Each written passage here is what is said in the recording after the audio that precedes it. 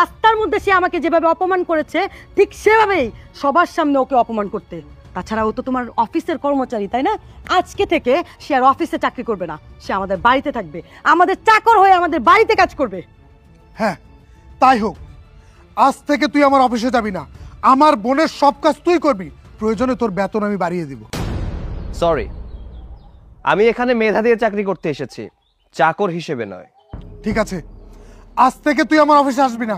আপনার সেটা আমাকে বলতে হবে না, আমি আপনার অফিসে আর আসবো না। যখন পেটে ভাত থাকবে না তখন এমনি দৌড়াতে দৌড়াতে আমার ভাইয়ের কাছেই হাত পাততে আসবে, ছোট লোক। কখনোই না, কোনো প্রশ্নও আসে না, কারণ আমি অলরেডি একটা জায়গায় জব পেয়ে গেছি, চৌধুরী গ্রুপ অফ ইন্ডাস্ট্রিতে ম্যানেজার পদে। সো আপনাদের এখানে চাকরি করার আমার কোনো প্রয়োজন নেই। আর স্যার, আপনাকে একটা কথা বলে চাই, পারলে আপনার বোনকে একটু শিক্ষা দিবেন, মানুষের সাথে যেন ভালো ব্যবহার করে, আর তা না হলে আপনার বোনের সাথে আপনাকেও ভিক্ষা করতে হবে। তোর কারণে আমার এত ভালো একটা কর্মচারী হাতছাড়া হলো। এমনিতে আমার ব্যবসার অবস্থা ভালো না, এর মধ্যে কি থেকে কি হয়ে গেল।